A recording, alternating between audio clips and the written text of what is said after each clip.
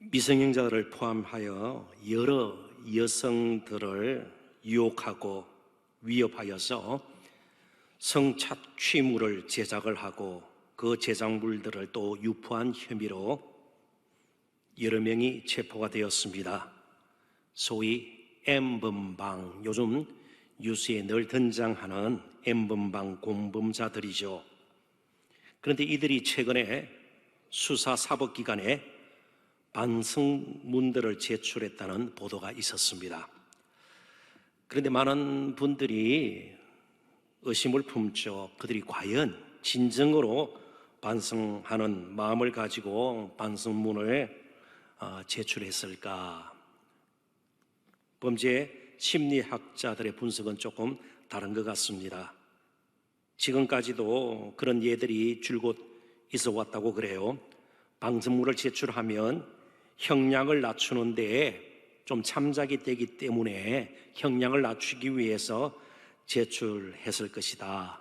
그런 분석이죠. 좀 더 설득력이 있어 보입니다. 실제로 인터넷에 법률 서식 사이트라는 곳에 들어가면 각가지 형태의 반성문이 나옵니다. 돈으로 살 수 있다고 그래요. 좀 짧은 것은 몇천 원에서부터 조금 더 다듬어진 반성문은 몇만 원까지. 그러니까 반성문이 인터넷에서 거래가 되고 있다는 말입니다. 그러니까 마음에 없이 글로 뺏겨서 반성문을 쓸 수도 있다는 것이죠. 그런데 오늘 본문에 저희들은 한 남자, 예수님을 그 누구보다도 가까이에서 바라보고 함께 했던 한 제자 베드로의 눈물을 보게 됩니다. 좀 그런 표현이 어떨는지 모르겠습니다. 눈물로 쓴 반성문. 정말 베드로는 완전히 실패한 사람일까요? 오늘 본문의 내용은 네 복음서에 다 기록이 되어 있습니다.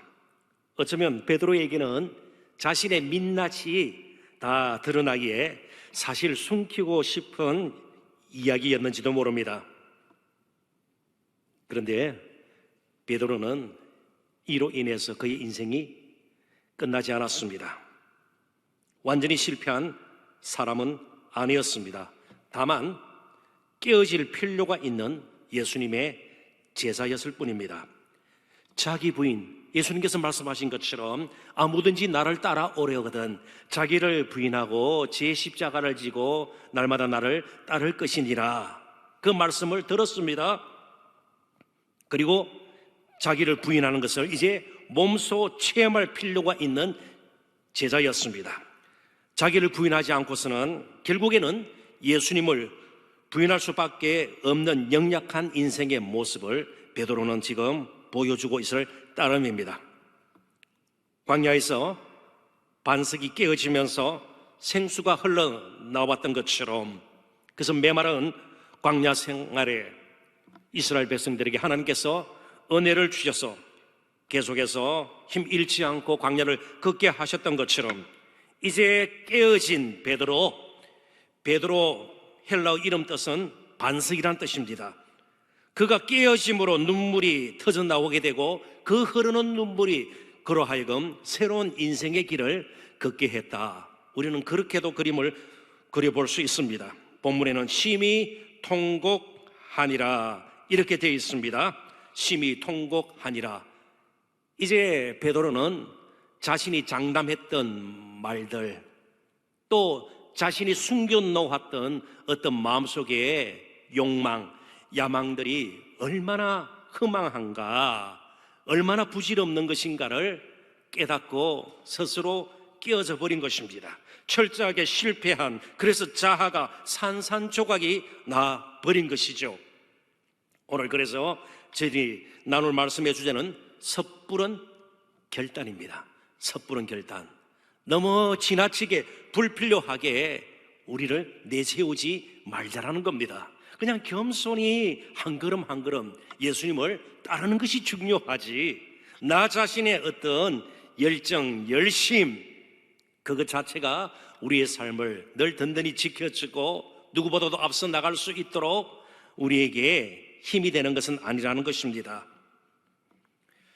섣부른 결단, 이 주제는 준비가 안 된, 그래서 그 어떤 장담도 그리고 숨겨진 욕망이 꺾이기 전에는 어떠한 헌신의 다짐도 결코 가능하지 않음을 가르쳐 줍니다. 실제로 베드로는 예수님을 사랑했습니다.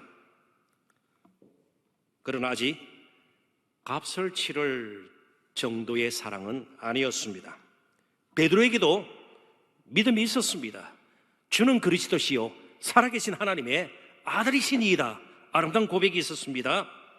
그럼에도 불구하고 모든 것을 전적으로 예수님께 맡기는, 자신의 생명까지도 맡길 수 있는 견고한 믿음은 아니었습니다. 베드로는 물론 다른 제자들도 마찬가지입니다. 여전히 예수님께서 생각하시는 그런 제자로 만들어가는 과정에 있었던 인물입니다. 예수님께서 원하는, 예수님께서 보시고 기뻐하시는, 예수님께서 이렇게 되었으면 좋겠다고 그리고 있는 제자의 모습으로 베드로는 계속 변화될 필요가 있었고, 저와 여러분들도 마찬가지입니다. 그래서 본문의 베드로를 좀 더 깊이 이해하기 위해서 그가 어떻게 실패에 이르게 되었는지를 먼저 살펴보는 것이 유익할 듯합니다. 예수님과 함께 했던 6월절 만찬 자리에서 그가 했던 말을 먼저 되새겨 보십시다. 마태복음 26장 33절부터 35절까지의 말씀입니다.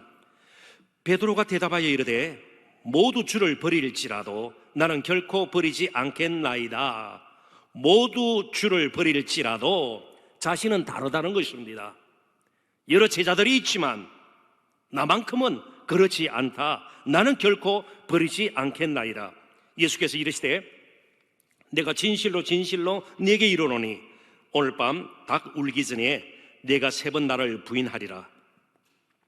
예수님의 말씀이 있습니다. 베드로는 예수님의 말씀을 거절합니다. 거부합니다. 베드로가 이르되 내가 주와 함께 죽을지언정 주를 부인하지 않겠나이다 하고 모든 제자도 그와 같이 말하니라. 그 후에 예수님께서 게세마네 동산에서 체포되자 베드로를 비롯한 제자들이 취했던 행동은 무엇인지 마태복음 26장 56절 뒷부분은 아주 정확하게 그려주고 있습니다. 이에 제자들이 다 예수를 버리고 도망하니라. 그들은 거물을 버려두고 예수님을 따랐던 자들입니다.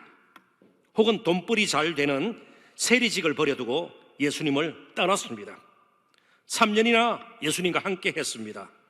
그러나 한순간에 그들은 다 흩어지고 맙니다.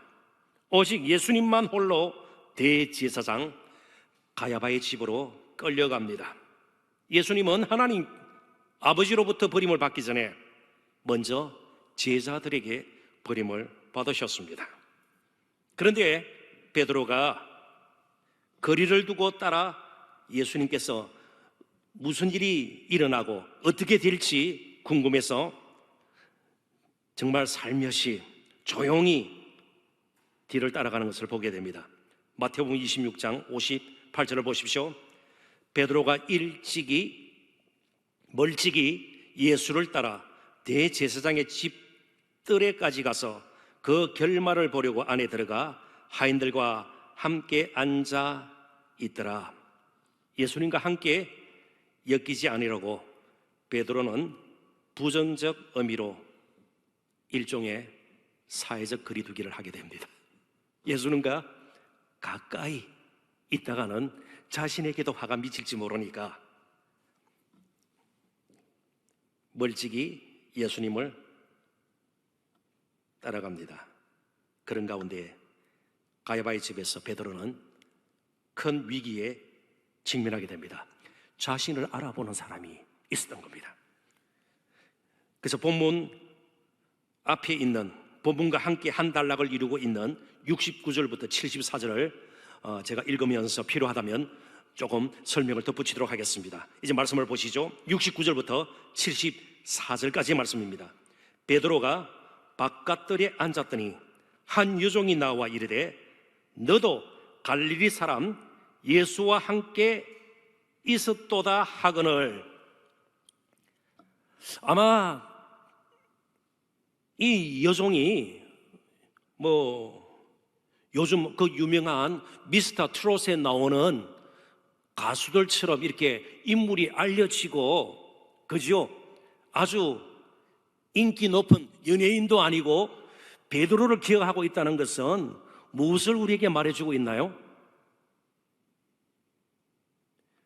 무리가 꽤 되었을 겁니다. 여인들도 따라다녔고요. 그런데 베드로를 기억했다는 건요, 충분히 우리가 유추할 수 있어요. 베드로는 틈만 있으면 수제자이기도 하고요, 예수님 곁에 있는 자리를 빼앗기고 싶지 않았을 겁니다. 늘 곁에 아주 가까이에서 예수님을 수행했을 것이에요. 물론 베드로의 인상착의가 워낙 특이해서 이 여종에게 기억이 됐는지도 몰라요. 그러니까 여종이 기억할 정도로 예수와 함께 있었도다, 아주 가까이에서 빼앗길 수 없는 정말 예수님의 최측근으로 그 자리만큼은 그가 유지했다. 좀 현대적으로 제가 해석을 한 것입니다. 베드로가 근데 부인을 하죠. 모든 사람 앞에서 부인하여 이르되 나는 내가 무슨 말을 하는지 알지 못하겠노라. 무슨 소리를 하느냐? 말도 안 되는 소리를 하지 말라. 베드로의 대답입니다. 그러면서 그의 뒤따르는 행동을 보십시오. 앞문까지 나아가니 슬슬 도망칠 채비를 하는 모습입니다. 이제 뜰에 있다가 문 쪽으로 슬며시 물러납니다. 그런데 다른 여종이 그를 보고 거기 있는 사람들에게 말하되 이 사람은 나사렛 예수와 함께 있었도다 하매 점점 위기를 느끼게 됩니다. 자신을 이제 알아보게 된 것이에요. 베드로가 맹세하고 또 부인하여 이르되 나는 그 사람을 알지 못하노라. 그 사람, 이것은 다소 경멸조의 표현입니다. 한순간에 주님이 그 사람으로 바뀌고 말았습니다. 나하고는 관계없는, 저런 사람하고는 나하고는 아무 관계가 없다 잡혀올 정도로, 대제사장의 집에까지 끌려올 정도로 그런 사람하고 나하고는 관계가 없다, 그런 뜻이에요. 주님이 갑자기 그 사람으로 바뀌고 말았습니다.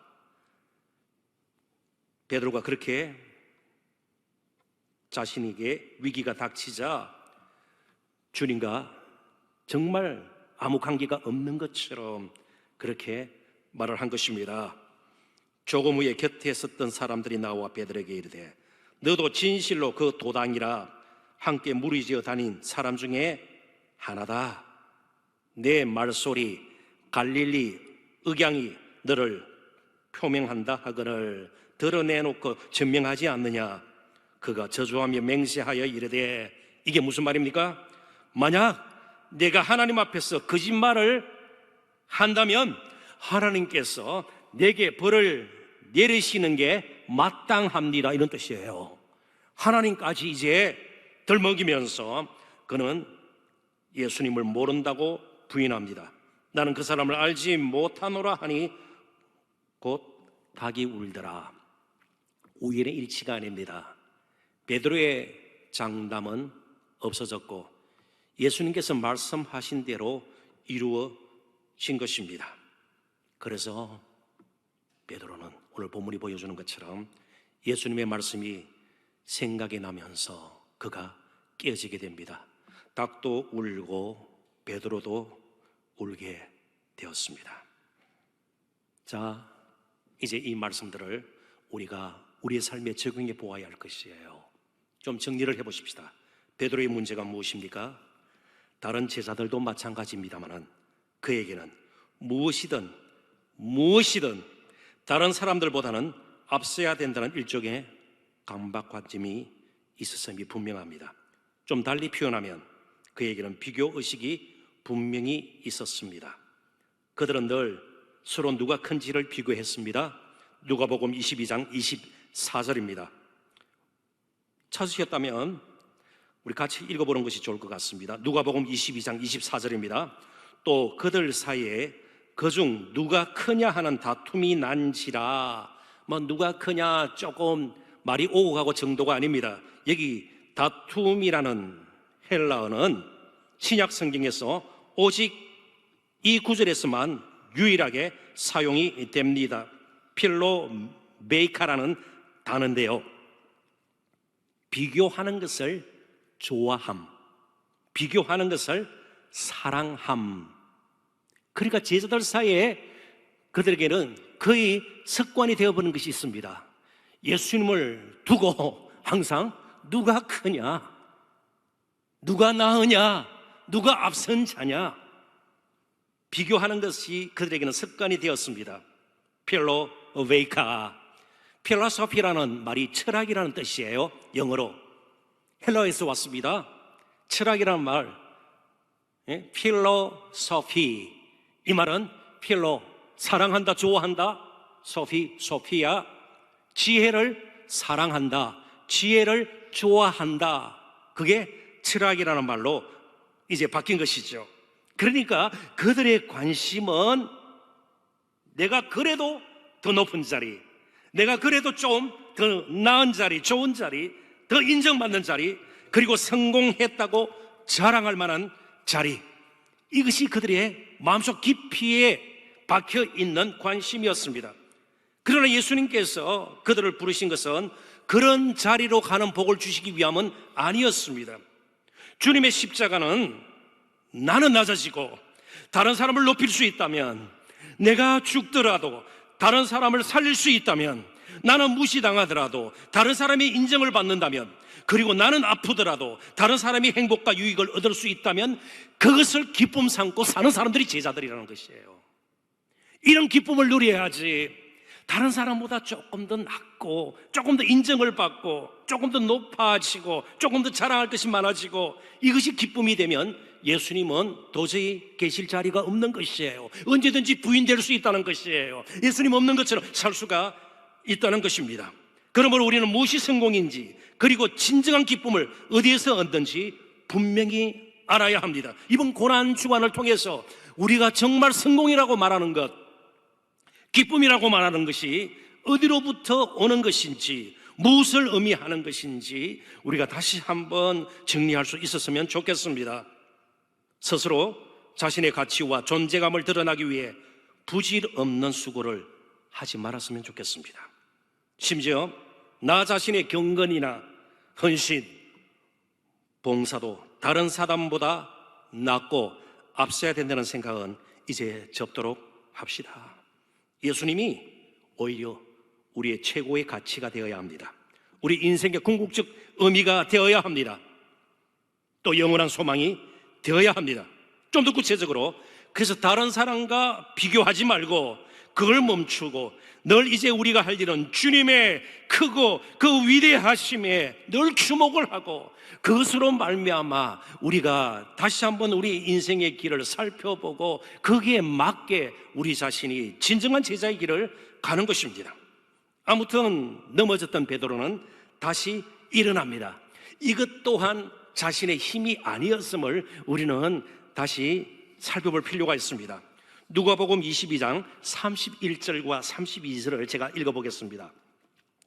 시몬아, 시몬아, 베드로의 히브리식 이름입니다. 히브리 이름입니다. 시몬아, 시몬아, 베드로예요. 보라, 사탄이 너희를 밀가부르듯 하려고 막 흔들어 놓는 것이죠. 요구하였으나 그러나 내가 너를 위하여 내 믿음이 떨어지지 않기를 기도하였노니 너는 돌이킨 후에 내 형제를 굳게 하라. 언제 주님께서 이 말씀을 하셨는가 하면, 베드로가 넘어질 것을 아시고 베드로가 주와 함께 오게도 가고 죽기를 각오했다, 큰 소리 치기 전에 예수님께서 말씀하셨습니다. 예수님은 베드로가 넘어질 것을 아셨습니다. 그리고 일시적이지만 베드로는 주님을 부인하고 도망치고 버렸습니다. 그러나 주님은 넘어진 베드로를 결코 버리지 않으셨습니다. 주님의 사랑 넘치는 그 기도가 베드로를 붙들어 주었고 일으켜 준 것입니다. 오직 주님의 은혜입니다. 이제 우리가 진정으로 제자의 길을 가게 된다면 묵묵히 따르면 될 것입니다. 장담할 필요가 없습니다. 옥에 가기도 하고 죽기도 작정하였나이다. 섣부른 결단을 경계해야 합니다. 다만 주님의 뜻을 분별하고 순간순간 일마다 때마다 맡김의 믿음으로 사는 것이 우리에게 필요합니다. 예수님 없이는 한시라도 살 수 없다는 고백이 이번 고난 주간에 다시 한번 저희들 입에서 터져 나올 수 있기를 주님의 이름으로 축원합니다. 기도하겠습니다.